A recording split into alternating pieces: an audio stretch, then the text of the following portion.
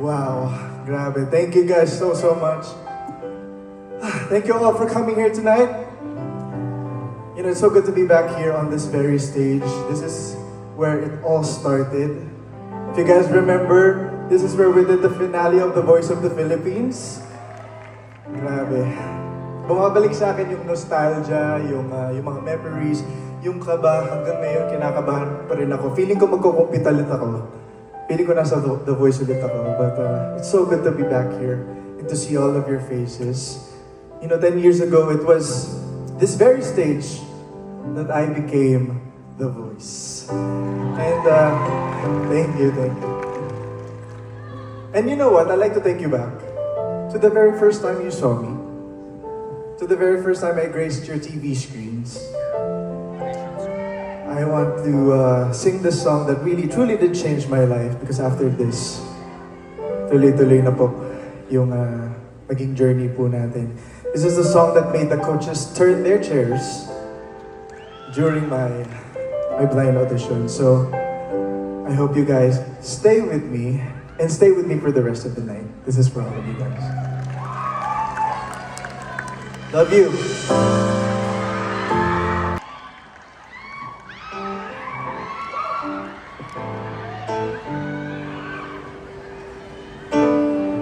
Kumusta po kayo guys? Okay lang po ba kayo? Grabe, napaka-nostalgic, no? 10 years is no joke. It's such a surreal moment to be here. It's been an amazing journey. And so far, this concert is a celebration of some of the most unforgettable moments I've made over the years. So guys, thank you so much truly for staying with me for the past decade. Palakpakan po natin ang mga sarili po natin, guys. Grabe. I see so many familiar faces of the audience right now. Some I haven't seen in a while. And, you know, it's so nice to see all of you guys. I have friends who flew all the way from Butuan City, from my hometown who's here. My best friends are here. Hello! Grabe. Some of you guys came all the way from, you know, from mga malalayo pang mga probinsya. Kaya I truly appreciate that you guys made the effort to come here. Sinong mga nasa malayo pa galing?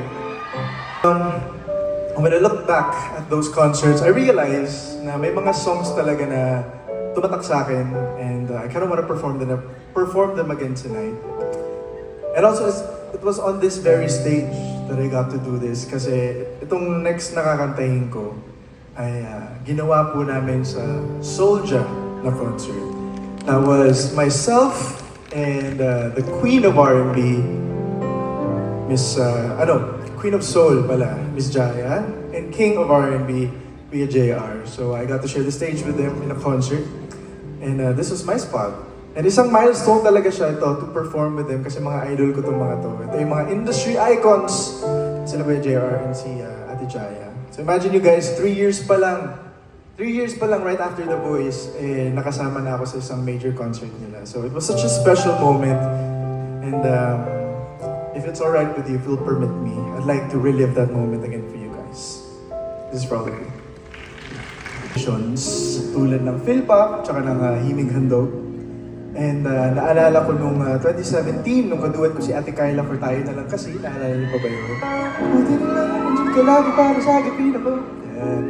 And then, tapos yung 2018 naman, kinanta ko yung Sa Mga Bituin Na Lang Ibubulong ni Kyle Rafael Borbon. Actually, dun sa recording talaga, si JM De Guzman talaga yung nag-record ng song. And then, during finals night, parang may nangyari yata, he wasn't able to do the interpretation on the day. So I had to sub for him. And the night before, tinawagan ako, uy, favor naman, can you please do the interpretation on Sunday sa ASAP? And I had to learn the song the night before. So, grabe yung plot twist nung time na yun, kasi after ko siyang interpret, nanalo pa tayo. Alain niyo. The song won grand prize during the 2018 Himig Handog. So grabe, nakakatuwa yun. And also in 2016, I interpreted this song which was written by the one and only Sok Villanueva para sa mga hindi ganun ka-familiar. Yan si Sir Sok, isa yung icon na rin yan sa OPM. Napaka-veteranong songwriter na yan. Kung ililista po natin lahat ng mga hits ni Sir Sok, aabot din po tayo ng hanggang bukas. But siguro ang medyo familiar kayo, siya pong sumulat ng Kung Ako Na Lang Sana by Between Escalante. And ayun, bago pa man ako sumali ng The Voice kasi, yan si Sir Sok, ako ang gumagawa ng mga demo recordings sa kanya. Kasi nga songwriter siya, he needs demo recordings para ibigay dun sa actual na singer na kakanta. So, ako po yung magre-record nun, bibigay sa akin ni Sir Sok yung kanta, i-record ko bago siya ibigay sa mga artist. So, yung mga artist, boses ko yung inaaral nila. Kanta ko yung pinapakinggan nila para aralin yung tono ng kanta. So, kung hindi nyo na itatanong, mga ilan sa mga nagawa ko is Contrabida by Sam Concepcion. I did a song for Eric Santos, yung Magdapagod Na Ang Puso Mo. Ako din yung nag-demo noon. And then, siguro ito alam nyo, ako po ang nag-demo ng kanta ni Daniel Padilla na Nasa'yo Na Ang Lahat. So, nirecord ko po yung Nasa'yo Na Ang Lahat bago niya po i-record. And then, ayun, marami pa akong nagawa. So, parang talagang nakakatawa kasi full circle moment. Hindi naman sa pagmamayabang, pero dati ako yung gumagawa ng demo. Ngayon, ako naman ang ginagawa ng demo. Ako naman ang nagre-record ng mga kanta. So grabe no, grabe talaga, the journey has been incredible and si God lahat yun, grabe, lahat ng guidance ni God, lahat ng blessings ni God. So I lift it all up to Him. So thank you so much Lord. Kaya naman, in honor of Sir Sok and the people who started believing in me way back, before I sing this song also, just one kick anecdote lang din. Si Ate Cares Caballero from Cornerstone, sabi niya sa akin, this is her favorite song of mine. And then, I always treated this song as a love song. Akala ko ano lang siya, parang sweet lang siya na love song for couples and everything. But she made me realize, she made me look at it at a different angle, at a different way. Sabi niya kasi, this song daw is song niya para kay Lord. Tapos nung dinisect ko ulit yung lyrics, oo nga no, it's like a praise, it's like a worship song for the Lord. So I hope you guys get the same message from the song also. It's beautiful how music, transcends and it gives us different meanings based on our, perspectives and POV. So, grabe. If you listen to the lyrics, you'll know. So, I hope you guys like this one. This is Lahat. Easy tanongin. Dong, Day, I'm so proud of you! Magaganito lang pala tayo, nagbayad pa tayo ng mahal, salang bahay na lang natin. sana nag-hangout na lang tayo Hindi, sa pero bahay. seryoso na, I'm just really proud of you. Alam mo yan. Kami ni TJ, parang naming anak si Dong. Kung hindi niyo po alam. Lagi lang akong third wheel. Sa mga TikTok natin. Oh, hindi. Pero totoo naman, mahal na mahal namin to si Dong. Alam mo, kung si TJ ang husband ko on stage, kami si Dong ang aking work husband. Yes. Para kami My work magkadikit wife. pero sa lahat ng bagay. Tsaka kung ano yung mga ginagawa ko on stage, kay Dong ako unang tumitingin kasi alam kong gets agad ako ni Dong. Ako din naman, same. More than that, what I'm most grateful for is you are one of my bestest friends in this industry. Na kung saan sobrang hirap makahanap ng mga tao na talagang i-cherish ka at magiging totoo sa'yo. And so, I am really grateful that you allowed me to be part of your life and that I get to see you shine and fly high tonight. Mahal na mahal ka namin, kaming lahat na nandito for you. Even yung mga wala pa, I'm so sure na ang kanilang mga puso ay with you tonight. We are all very proud of you. I love you so much. Happy birthday. Please watch this. Kala ko naman Grabe Ay, oo, ka. kasi kaka-birthday mo lang. So, belated happy birthday. to me. I love you. I love you, Kizzy. Grabe. Thank you so much. Neto? Oo, kayo din. Tayo na ba? Na-back to you lang din yung gastos. Sige. Grabe. Thank you guys so much. Palakpakan naman po natin yung mga kaibigan ko. Grabe. Nagbunga lahat to dahil sa isang TikTok. Diba? Dahil sa ginawa ni Casey yung parang stripped down version sa piano, tapos nag-duet ako, tapos nag-duet din si Ate Kyla. And now ginawa namin ng voicing din si Ate Yen. And then kasama pa yung original talaga na sumulat at kumanta. So grabe, this is a realized dream talaga for us. So, Wow, grabe. Di, ayoko buwagin yung... yung cover. Ses. Ayun. Thank you guys so much. You know, it's really hard to find real friends in the industry, and I'm just so fortunate and so lucky to have formed genuine friendships with these people on stage. And I want to give a special thank you, of course, to Yang and KZ for making all of this possible. Grabe, mga producers ko po. Pinag-produce sila tong ano.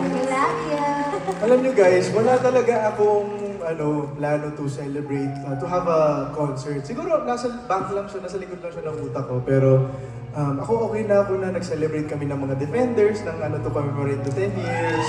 Ay, yung mga Defenders ko, yes. And kami, we had a little celebration. Okay na sa akin noon. And then, but you know, honestly speaking, I was really kind of existential nung time na yun. Kasi parang feeling ko, yung sa 10 years na yun, pass. Hindi, parang feeling ko, nag-open up ako talaga sa mga friends ko. Sabi ko, guys, parang you know, I've been dealing with like, self-doubts and, you know, thinking of, you know, about my self-worth and everything. Pero sila talaga, they were instrumental in helping me, you know, realize my worth, and nandyan sila lagi na nakasuporta, nakaantabay. And itong dalawang to, grabe talaga, divine timing talaga.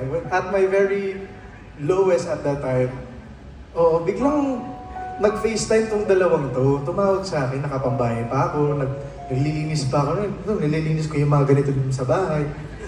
Tapos tumawag tong dalawang to. Akala ko magchichismisan lang kami. Kasi lagi kami nagchichismisan. Pero, ayun, yung tumawag sa akin. And then they said, Dung, di ba it's your 10th year celebration this year. May plano ka ba na mag-concert this year? Sabi niya, wala baka lang kami, magkita-kita, gathering lang kami ng mga... Sabi nila, okay, thank you, bye! Sabi nila, we would like to produce a concert for you.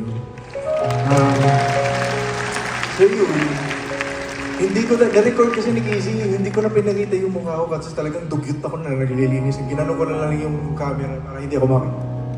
Tapos umiiyak na ako sa gilid. Kasi grabe talaga how, you know, God works and the universe works. And your friends talaga, ginawa silang instrumento ni Lord sa akin to lift me up. And here we are! Grabe, nagawa namin yung performance na yun. So I'm really, really thankful. Thank you so much. Okay, yun naman, purihin niyo ako. Kayo naman. Sabi niya, kayo naman, Message purihin niyo niyo sa na ako. akin, purihin niyo naman ako. Ay, si Ate Nani, gusto ka rin niyang purihin kanina pa. Kasi nag-speech na ako sa tinani pa. Teka. I'm just so happy for you. You deserve every good things, every good that's happening in your life. And I'm so happy also that you exist. Because you're so talented and the world is so much better with you around. Kasi he's such a nice person, he's a good friend. Thank you for your music, thank you for existing, thank you for being here. Thank you for your talent that you happily share with everyone. You are such a blessing sa aming magkakaibigan. Happy anniversary. Thank you so much, Ate And Kai. I love you. I love you, Ate Kai. Salamat. Thank you. Si Jason, Mr. naman. Una sa lahat, thank you for being a great friend sa amin ni KZ. Isa talaga sa kinoconsider namin to na super close namin. Lagi sila magkausap every time kami. And kung meron ka mang doubts na iniisip sa sarili mo or kung saan to papunta, marami kaming naniniwala sa'yo. At marami kaming naniniwala sa'yo.